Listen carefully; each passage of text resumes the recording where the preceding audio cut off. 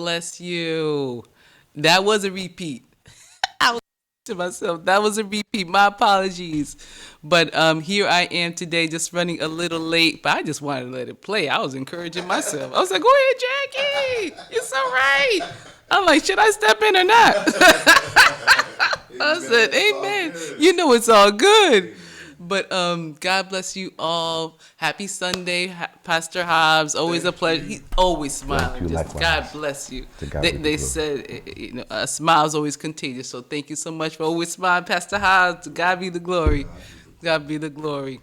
But happy Sunday, everyone. And I am in the studio. This is real. Yes, I have a different outfit on. That's how you can tell. Just that's the secret. I have a different outfit on. Sometimes I come with the same clothes, but I have a different outfit on today. But today it wasn't July 23rd, but today is June 23rd, I believe. 2024. Woo wee. Wow. But this is June, and I am live and in effect. And I thank God for my hubby for bringing me, always gracious. Like I said, ladies, I married right. I waited on the Lord.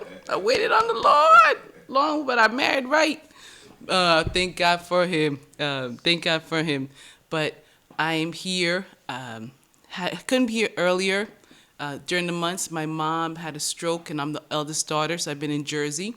And she does not like staying with home health aides and all those things, and she's not mobile. It's not very difficult for her. So just been a little difficult in seasons of life, but we're 5, so God is helping us all pitch in. So and thank God that she's still here and she's doing better every day. So I thank God for that. That's why you haven't seen me. And you know how life is. Life is life. And God gives us the grace to respond. And thank God I had the time to help when we can. So thank God for that. But I will not ever forget Morality Moves. And what is Morality Moves? And I think Morality Moves is always going to be a broadcast on the third Sunday of the month. My goal is always live. However, when I can, I try to send a one that has been repeated, but the content is still the same. And as the Iron Lady once said, the truth is always the same old story, because it's the truth. It ain't going to change. So if it's the one broadcast I give you today or something months back, it is still the same old story because it's the truth, and the truth never changes. That's the standard. So Morality Moves, God gave me that slogan, Morality Moves, because morality is not stagnant. You can't contain it. It's faith and works. Show me your faith by your works. So Morality Moves is moving in morality. And you might say, Jacqueline, I forgot to say who I am. Jacqueline Smith Ampey, Morality Moves. Morality Moves is moving in morality. And quite frankly, we are beneficiaries living in these United States. Say what you want. That is beneficiary of people moving in morality to change things, to have a different United States of America. But it's essentially people that are doing what's right. It's cleaning the ship while you're here, cleaning your home while you're here before you depart from this earth. That's what it is. It's actually it's morality in action. And then you can ask me, feel free to ask me, Jacqueline, whose morality? Good question you ask. That's a good question to ask. Is it my morality? Is it Pastor Hobbs? Or Pastor Hobbs, he's here in the studio, so you're going to be first one. I'm saying Pastor Hobbs' morality, right? Who is it the morality that we choose? My husband's morality? It'd be very confusing if that's the case, because we're interchangeable. Our emotions go off on a whim. Some days we're hot, some days we're cold, some days, all's good, sometimes not. Your emotions go up and down. And thank God it's not human beings. But whose morality is it? It's the Lord's morality. It's the Lord's morality. So Morality Moves is based on God's ways, God's standards, there still are, God's absolutes in terms of what's right and what's wrong. So essentially it's the absolutes and it's the standards of what God sees right and wrong. And God sees right and wrong. So according to Morality Moves, it's the standard of God. And that's what I base this ministry on, this broadcast, the third Sunday of the month from 3 to 4. is talking about that. And also, I'm going to remind you, I remind you as well as I remind myself, of those who've come before us, who have walked in morality, who have shown us that if there's a problem, you get in it. So I'm also going to talk to you about those people.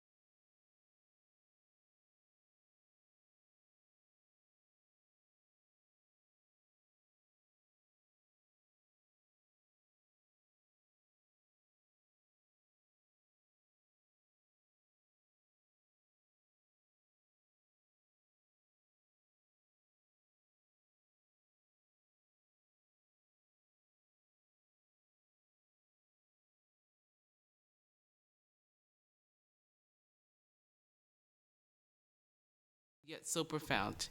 And I just want to first be reminded of somebody who who hung in there when it was difficult. And I just got to talk about Benjamin Davis. And I was talking to my husband coming down driving. I said, how do you know who Benjamin Davis was? He knows who it was. This was the first African American graduate of West Point. And this is something that we need to talk about not only in Black History Month, but all around the year. This was a young man who graduated West Point, so that was a military academy. It's hard enough to get in West Point. He graduated in 1936. He was the first graduate of West Point. He was the first graduate of West Point, African American young man. As difficult as that seemed to be to graduate there, and this is just an example of somebody that nothing good comes easy. He was the first person to graduate. But did you know in the 4 years, hard enough as it is to graduate West Point, with having the academy, the vigor of just hard.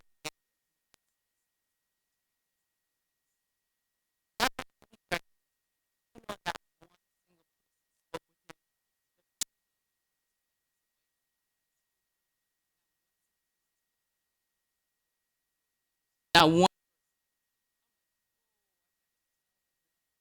not one person. So when you say Jacqueline, it's hard. I said, did you go through what? Not one. I'm like, that is ridiculous. Not one person. This was 1936, yet he graduated, and not one person spoke to him. And I think he went on to fly into ski in the military in terms of what his career. But that did not stop him. That did not stop him. Shirley Chisholm, a movie. I'm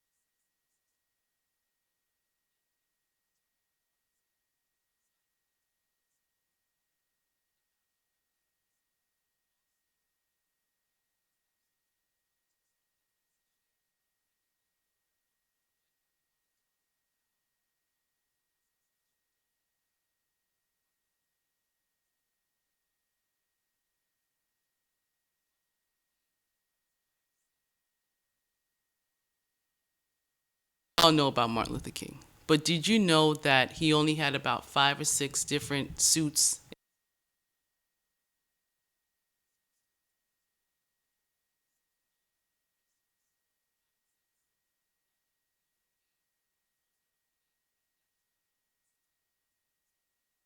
Most. His house was probably bombed about 3 times. Uh, asking phone calls. You know, as soon as he picks up the phone, I'm going to get you. Click. I'm going to 30 times a day. And when he was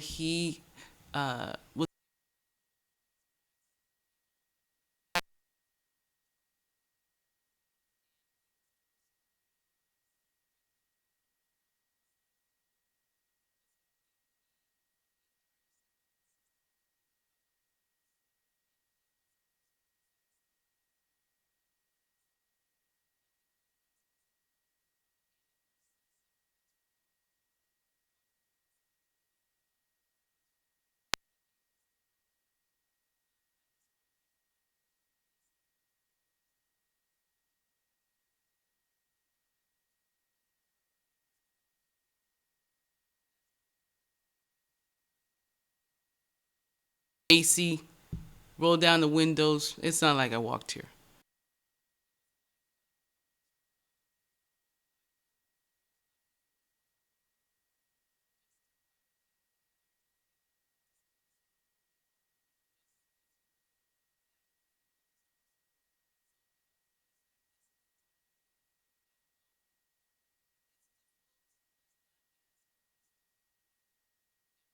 Either have a decision to say, okay, I want to do what's right, or we can just make a lot of excuses. And am I going to actually do something about something or not?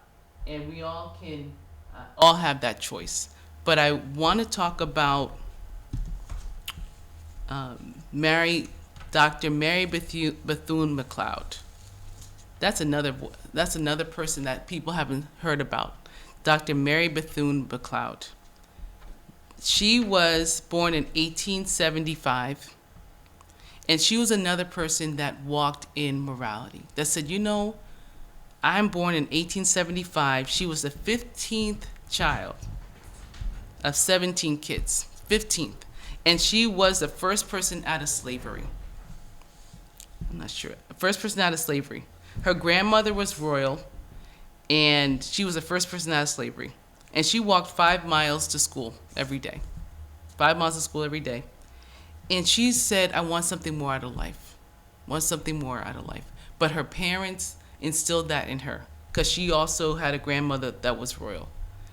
And when I think about Dr. Mary Bethune McLeod, she was during the time of the Roosevelts, and she was actually able to give counsel to FDR because of Eleanor, his wife. So she was very close to them, and she was able to give advice there. But Dr. Mary Bethune McLeod, she, like I said, she was the 15th child out of slavery, which is an amazing feat as of itself. And she said she wanted to start her own school. She went to the white schools, and she was able to get education, and that really changed her mindset. She goes, I want to continue education, but for our people. And she had a choice. She said, can I just take this and just learn and just, take this for myself? But she said, I want to do a school. And I wish we can talk more. I wish we'd hear more about Dr. Mary Bethune McLeod, because I didn't know too much about her. In 1904, she started her school. I cannot believe that. And she started with 5 students. This is 1904. So that's why in our times of Google, of microwaves, of ACs, of when you go to the store, you have all these different types of ketchup, mayonnaise, fat, skinny, salt. No, I'm like, oh my goodness. God's looking upon us as the children of Israel, grumbling, complaining. Oh, well, and we got all of this. And then when you look back at history, those who had really nothing, 1 pair of shoes, walking 5 miles to school, but yet inside of them they had a dream, because they're a masterpiece, because they're the piece of the master. God don't make junk. It doesn't matter the container. God puts within each person value, dignity, and a sense of purpose. It's what you do with it. You get value, dignity, and a sense of purpose. What are you going to do with that? And sometimes when we have so much stuff, the stuff distracts us and takes away from our purposes, what God has called us to do. And I digress a little bit, but I got to remind you, because we're going to have our beginning, we don't know our end. But the only thing that God controls us, he allows us to control with free will, is the dash. And I always say, what are you doing with your dash? And these are people who decided to do something with their dash. Because guess what? They said nothing in life is certain except death or taxes. I said no. The only thing certain is death. Many people don't pay their taxes and get away with it. I don't know any of it myself, but you know. But the only thing certain is death, not taxes. That's the only thing, because God gonna snatch you out. Boop, you gone. You be talking, gone. On the bridge, gone. This poor lady, this person had a beautiful house, and all of a sudden, it got hit by lightning. You imagine that? She was better off, probably would have got money paying the lotto. Hit by lightning at all the houses. In other words, nothing is certain. The only certain thing is God gonna call you. And what you gonna say? He's gonna say, well done. I want him to tell me, well done, thou good and faithful servant. Not, well, what have you done? I don't want to hear that one. So, Mary, I digress because I have to remind us that we got an expiration date. Sometimes Les Brown says when you take life casual, you're going to wind up a casualty. That always cracks me up. Les Brown is a motivational speaker. He used to have his own talk show. He was the Oprah before Oprah, Les Brown. And he said, if you take life casual, you wind up a casualty. In other words, he said, stop living your life like you got 1,000 years to live. God gonna call your number. So in other words, what you doing with that number? So these were people who said, okay, I see a problem. And if I remind you, it was 1904, not 1994, not 2024. 1994, Dr. Mary Bethune started her school with 5 students and sold sweet potato pie for $1.50. I would have given her $20 for a sweet potato pie if I was there. Because I love me some sweet potato pie. I would have given her $50 for sweet potato pie. But she started with $1.50 with sweet potato, 5 students. How many 5? With her sweet potato pie, started her own school. That's why I had to bring her up. And it eventually became a 2-year school, liberal arts, not vocational. Then in 1923, this is in Florida, and you're going to see them playing basketball, Bethune-Cookman College it became. Why it became Cookman? Because the Cookman school was digressing, wasn't doing well. And they said, Dr. Mary Bethune, can you take on this school? She said, certainly can. And she took them on. And what did she start with? She started with 5 students. So I don't want to hear it when people are having a hard time and not progressing, not trying their best. These people had nothing but sweet potato pie and 5 students. But God says if you're faithful in the few, He gonna make you ruler of much. These are from my Christian people, and she was a Christian. I forgot to mention that she was a Christian. If you're faithful over a few, gonna make you great of much. So in other words, because of her, she was able to graduate a lot of African American children, school, sense of pride. She goes, "Your black is beautiful. Come here, kids." She had a sense of dignity, and she started all that. She taught spiritual songs to the children, active in black women teacher and business associations, all there in Florida. This one person, right? This one person, faith in God. She was a friend and mentor of Eleanor Roosevelt. That's why I have to bring her up. And she said, work if everything depends on you, but pray if everything depends on God. Faith and works. She was not lazy. She used these 2 hands and said, Lord, this is what I'm giving back to you. That's how she used her dash. She said, ask God for guidance. And she would go with the benefactors. During that time was the Rockefellers. She went as a Booker T. Washington to the benefactors of their time and asked them for money to continue to grow their school. That was amazing. She was not quiet. She said, I want this for my people. I want this for my people and for the betterment of my people. And let me read to you her last will and testament. And people should look this up. Dr. Mary Bethune McLeod. This was her last will and testament. She said, here's my legacy. My legacy I leave you. I got to read this because I'll forget it. She said, I leave you love. I leave you hope. Yesterday, I leave you hope. Yesterday, our ancestors endured the degradation of slavery, yet they retained their dignity. I gotta read that again. because we gotta remember and reclaim your dignity. She said, "I leave you love, I leave you hope. Yesterday, our ancestors endured the degradation of slavery, yet they retained their dignity." You know that's right. "I leave you the challenge of developing confidence in one another.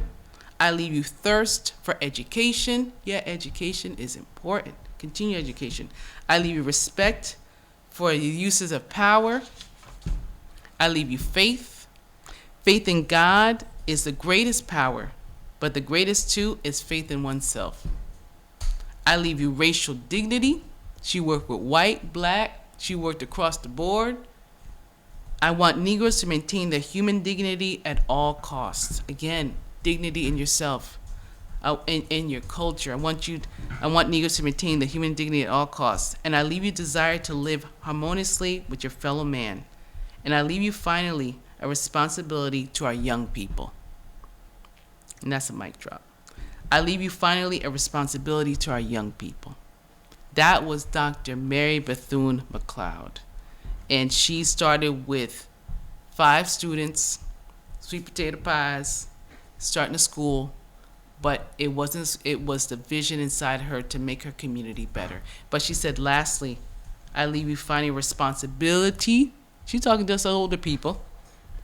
She's talking to us now in this generation, a responsibility to our young people. And thus, morality moves with all this foolish music lyrics and all this degradation and all this Spice Ice and all this Lotto and all this Sexy Red and all this kind of pornography towards the young people. That's one of the ways that that's the main way. And I say, cease and desist, that we're not with this. And I do challenge you to say, you know what, the moral conductor on this train is asking us to call the radio stations. We want a movement against this degradation of music. One of the many movements, but let's start with this one. Let's start with the dignity of music and the twerking, and I'm going to go a little bit more in that. And I'm in the house of the Lord, but in terms of what has been allowed to the ears, the ear gate, the eye gate of our young people today. And that's developed through the music, through the entertainment, and it has started to identify the young children with these types of music. And all I hear about this type of music is this: nothing. Crickets. Absolutely nothing. You're going to give them awards to that foolishness. And I don't blame the artists. Because it's the industry behind them that are continuing to push this degradation on the young people.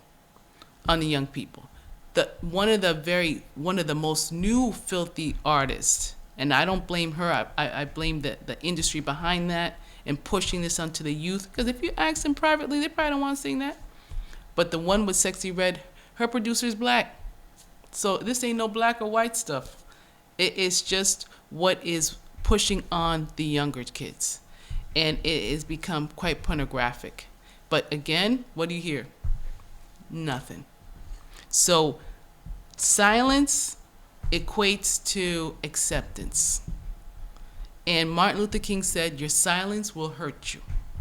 Because if you don't say anything for it, by you not saying anything, it's acquiescing to what they're saying. So that's something that I say, and I'll talk a little bit more at the end, and I'm going to tell you what India Arie from the Essence Festival at the very end, what she spoke about that. So that was somebody said responsibility to our young people, dignity, a sense of pride. You got to look and see, okay, how do I help respect our youth's dignity, a sense of pride? One of them is clean music, clean morals, clean TV, just reminding young people how you should behave, how you should dress, how you should behave. Because once you go into the real world, they don't allow that stuff. You're going to get fired. You're going to get fired up in there. So that's one of the things I want to talk about. And we've known, I can be here for a long time talking about Mandela, talking about those who made a difference, who made a difference for society, who gave it all. Frederick Douglass, Booker T. Washington, those who just did their best for society. Even Washington Carver, the peanut scientist who worked with Booker T. Washington, who started the Tuskegee School. I can go on and on, but let me talk to you about Diane Nash, or William Wilberforce. Let me talk to you about Diane Nash. Many people don't know her story, but Diane Nash worked alongside John Lewis, and everyone knows John Lewis. John Lewis says, "Find a way to get in the way, a good trouble," and he died recently, a few years back. But John Lewis was known for the sit-ins. I think it was Greensboro, North Carolina, if I'm not mistaken, in the 1960s, in the bus movement, in the bus rides. But Diane Nash was right there with him. John Lewis and Diane Nash was right by his side. And these were students in college who saw what was going on, talking about young people with dignity and with pride, and a sense of pride in their community. They put everything on the line. They were in college, they were in school. And they saw what was going on, and they all got together and said, okay, we want to do something different. We want to move in morality. That's essentially what they did. They gave it all they had. They left their comfort, they left their ease for difference. For this was Diane Nash, and she is still alive today. They should do a movie about Diane Nash, but I'm here to remind us what she did. I'm here to remind you what Diane Nash did. She was one of the people at the lunch counters, and she's telling her own story. She was telling her own story, and she must have been 19, 20, 21, along that line. And she sat behind the lunch counter, and she was trained to sit behind there and not really move, because they were trying to integrate the lunch counter between white and black, because it's only a white lunch counter. So they were trying to do their best. This was outside of Martin Luther King. They were trying to do their best to see how they could integrate the lunch counter. And again, when I think about that, these are young people. No one knows their name. They're going to college. And isn't that life? You're going about your way. You decided, you applied to a school. I'm going to go to college, have a certain career. I'm not sure what her career was. But along the way, she heard the cries. She heard that there's a need out there. So she said, okay, I see what's going on. I'm going to school, but I feel that I need to do something. I need to work alongside with these groups that are trying to integrate the lunch counter, and I need to be there. So she went along with John Lewis and a group of others, and they learned how to do nonviolence. And they took classes on nonviolence. They prepared themselves before the lunch counter. Perhaps many of you know, before the lunch counter, they prepared themselves. And she was able to sit there while not being served. They weren't allowed to be served because they were black. And she just sat there until the police came, and she didn't know what was going to happen because she had her face. They were just sitting there, so people behind them were yelling, screaming, pushing. So she put herself in harm's way for change. And this is not Diane Nash just said. She says she wasn't called to succeed, but to do her best. And she also said it was really scary sitting behind people at the lunch counter. They told her, "Oh, aren't you so brave to do that?" She goes, I was scared. But she did it scared. She goes, I was frightened. I did not know what was going to happen with people sitting behind me.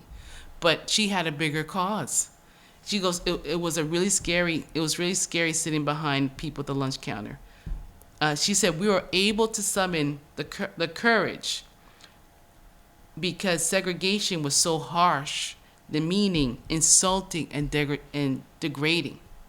So someone asked her, how were you able to do that? She goes, we were able to summon the courage. Although she was really scared, we were able to summon the courage because segregation was so harsh, demeaning, insulting, and degrading. And the choice was to carry it out The choice was to carry out nonviolence or tolerate it. So she said they had a choice. The choice was to carry out what they're going to do, sit behind the lunch counters to try to desegregate the lunch counter to stop racism. She goes, the choice was to carry out nonviolence or tolerate it, or just go along to get along. Those are two choices. Go along to get along. But by the 1960s, she said, we were ready to do whatever it took to stop segregation. If it takes, these are her words. These were her words. So she said, and I said, and Diane Nash is a true hero of the civil rights movement, and she's still alive today. And this is one way of giving her flowers. But she needs a movie. She needs a movie. Fannie Lou Hamer, Diane Nash, Ella Baker, they all need movies. But this is my way of just honoring Diane Nash, just reminding what she did. But she said the choice was to carry out nonviolence, let's do nonviolence, or let's tolerate it. Let's go along to get along. But she said by the 1960s, we were ready to do whatever it took to stop segregation. She said whatever it took. And she listed it. If it takes jail, house, beatings, or even death, they're going to do it. She goes, if it takes the jailhouse, if it takes the beatings, she goes, or even death, they were going to do it in order to desegregate the lunch counters. And she also said that before they even went to the lunch counters, before they even decided to do any nonviolence, they all got together and did their last will and testament. This was her word saying. They all sat down and did all their last will and testaments and said, if we don't make it, this is what I want our parents to know and to do, because they were far away from school. So they gave it all up. These were young people, 18, 19, 20. These were young people. And a lot of the young people are the ones who pushed the movement. Another ones who pushed the movement. So, and Diane Nash said the murder of those little girls, the 4 little girls of the bombing, herself and her husband decided that was one of the deciding factors to get the voting rights in the March to Selma.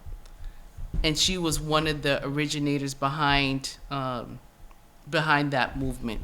And a lot of people don't know about Diane Nash. She was a coordinator of the civil rights movement to the spring of 1961, helped sustain the freedom rides by coordinating the student efforts to continue the rides into Mississippi and Selma, and the assistance with the civil rights movement. That was Diane Nash. And she said freedom by definition is people realizing that they are their own leaders. That's nicely said. And it's up to us to determine what this country will be like.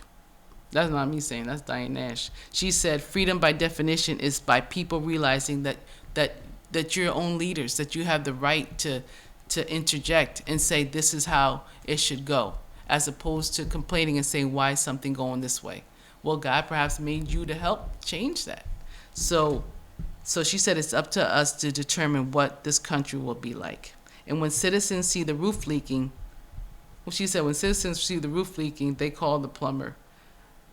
But essentially, she's trying to say that, do your best to do your best to be a part or make a difference. I don't know, but I gotta see I don't know if I finished that whole sentence there. But she was a remarkable person. She was a remarkable person, and she's still alive today. And she's an example of what you can do if you decide to make a difference. And like I said, there's so many things. The school systems. Again, find out City Hall, what are some of the laws that they're passing. Contact your legislator. Do you know who your legislator is? So definitely trying to do your part. And I know it's so many different things. But what has God has put in your heart that you see a need for? Perhaps God made you for this time as Esther to do something about that, as opposed to going your other way. And I think I think it was a reporter during the civil rights, Edmund Burke. I think it was a reporter during the civil rights movement, a white reporter, and he covered all the civil rights movements. And I think he said that bad things continue to happen when good people do nothing. And Martin Luther King also said that. He said it's the silence of the good people, not so much what's going on with the bad, but the silence of the good people that it continues. So when we go out, and even if you don't have any kids, but if you go out and see things transpiring around you, that is what Morality Moves is. The beautiful thing is that God has given us, we are not trees. We can get up and move. I would like that one. We can get up and move. We're not trees. You don't like Massachusetts? No, I'm not saying I don't like Massachusetts. It's a great state. If you don't like Massachusetts, move to California. You don't like California? Move to Arizona. You don't like United States? Go to Colombia. What has God instilled in all of us? Freedom of choice. We are not animals. God has given us a mind, a conscience. We have a choice to do or not to do. Even that's a choice. You choose all these things, and you get all confused with so many choices. But as you choose, and as we go about our day, it's all good. Nice place, comfortable car. I'm all for that. Microwaves, things that make your life easier. We have Google now. None of us have excuses. Everything is at the tip of your hand. You don't know it? Just Google it, right? We have all these choices, and sometimes technology can distract us, can lull us to sleep, can make us indifferent, can make us sometimes a little selfish, me, myself, and I. I'm all about self-care, but self-care to rejuvenate you, to push you back out, to help somebody now. To push you back out now. Don't be doing all this self-care and pampering, and you ain't helping nobody. What you refreshing yourself up for? To go out back in the battlefield now, right? What you eating for? What's this energy for? Just to watch TV and veg out? The Lord is looking at us today. He says he's looking at, his eyes are to and fro. I want the Lord to see me doing. You refresh on Sunday, but you start Monday, Tuesday, Wednesday, Thursday, Friday, Saturday. We, as Christians, God, we are God's army. We are the church. We are the church. So what has God put in your hands to do, in your heart to do? And like I said, I'm reminded, as another birthday year comes up on me, I'm reminded, Matthew 6:33, seek ye first. And you know how you remember Matthew 6:33? Matthew 6, which is a number of man, 33, that's the day. That's when Jesus died. That's how old he was when he died. That's amazing. Matthew 6:33. He says, this is like the whole conclusion. Seek ye first his kingdom. If you're confused what to do, seek ye first his kingdom. His ways, his rules, his structures, his rules, practices, not the world's ways, but his rules, his practices. That's what I remind myself on. His rules, his practices, his structures, his ways, his norms. We read everything else on the rule book. Read his basic instruction before leaving earth, the Bible. Basic instruction before leaving earth. Read that. That's the Bible. All this self-help books, all this stuff, that's Proverbs. all the wisdom, that's all Proverbs. But he says, seek ye first his kingdom and his righteousness. God's right ways. Not mine. What God calls right. What's marriage? What's a man? What's a woman? What's God instituted marriage. God instituted kingdoms. God did the first king. God instituted all these structures. God is amazing. God is a master chess player. No two fingerprints alike. No two fingerprints alike. DNA. A computer cannot make a DNA. All of that just points to a creator. So he says, seek ye first his kingdom and his righteousness, and then all these things. What other things? Well, he knows the stuff we need. You can pray. But be first in what he has for you to do. Be first what he has to do. Now, when you invert that and be yourself first, that's idolatry. That's you. You take that's all about you. You, yourself, and you. And God doesn't want that. So when you stand before him, you want him to say, well done. The time I've given you, because it's not your time. It's not your time. I do know when I walk past, when I do my walks and I walk past, I like walking past the cemetery. Because we all going to go. All of us, 100%. Now, there's one who's trying to live forever. I don't know if you see that guy on YouTube. Poor guy, he needs Jesus. Trying to live forever there. Trying to, put some stuff in him and trying to live forever. Listen, only God knows, we only God knows when we're going to go. Young, poor, rich, no. But he said, God only gives us now. And I got to quote my honey because he said SAT. I said SAT. S period, A period, T period. That's what it stands for. He said something about today. He was trying to remember something about today, but I said that's profound. Because SAT is all God gives you and me. You can do that as a t-shirt. SAT is all that God has given you and me. Something about today. Not tomorrow. Yesterday gone. That's a past. That's why it's a past. You ain't even in tomorrow. You don't even know if you're going to walk into the street today. But you only know SAT. Something about today. So that means get it right today. Say, Lord, am I watching too much Netflix? Am I getting too fat on this couch up in here? You know what I'm saying? That's a real thing. You got to check yourself. Check yourself. God is giving you a mind. Am I too much of this and not enough walking? What am I doing with the temple God has given me? You got a choice. I'm walking all the time now. I can't blame nothing on. No, that's on me. I'm in my right mind. I know how many things, ice cream I've been eating. God gives you a right mind. You can't fool the Lord. So you say SAT, what about today? Am I in the book? Am I sensitive to where God leads me? Am I, leads me? What's the necessity? Am I try to be praying for somebody? It's all morality moves. It's moving in what the Lord has you to do. He has me to do this, the music lyrics. And lastly, I end with India Ari. India Ari. She's awesome. Back in the day, she, just a sister who sings clean, clean sister. We got to have more like them. Essence Festival, 2023. She spoke out against some of the things she saw, rightly said. Because India Ari, her music is always uplifting, not always empowering to the youth, to women. So she was the right person to speak about that. India, the Essence Festival, you had different people, different singers come. It's like a family event too. That used to go back in the day, Essence Festivals.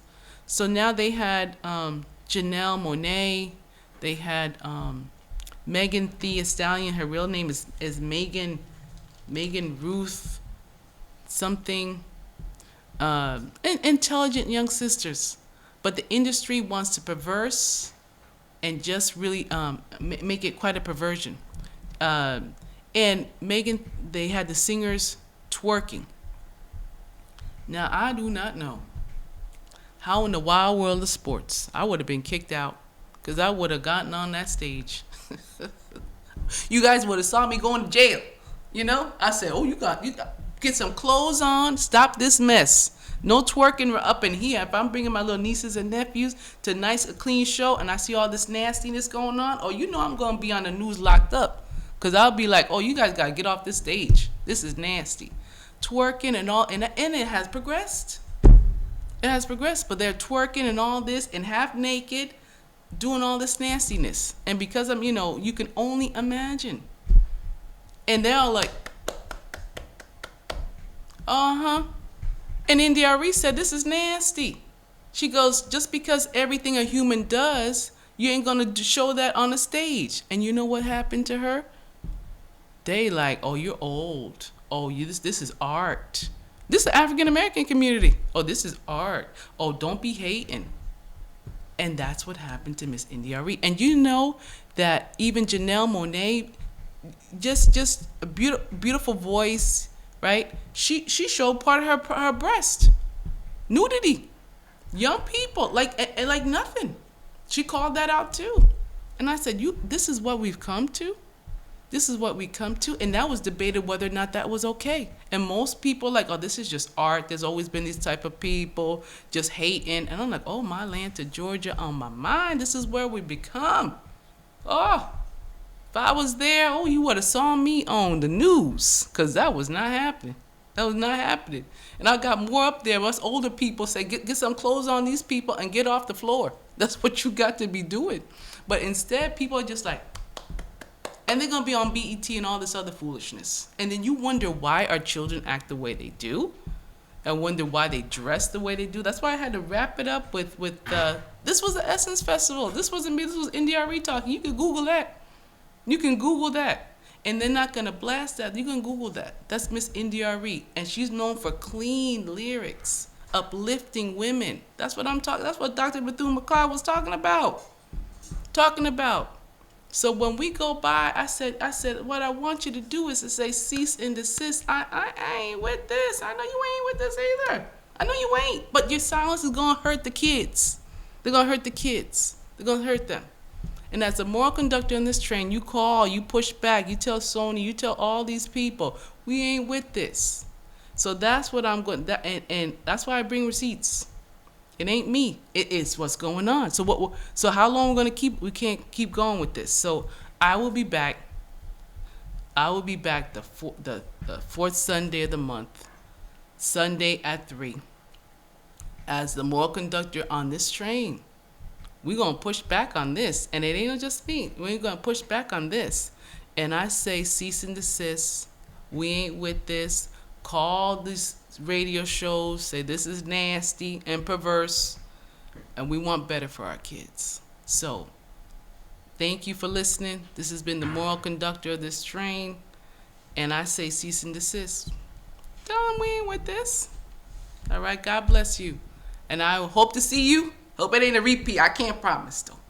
This is good enough to repeat again because I can't repeat this.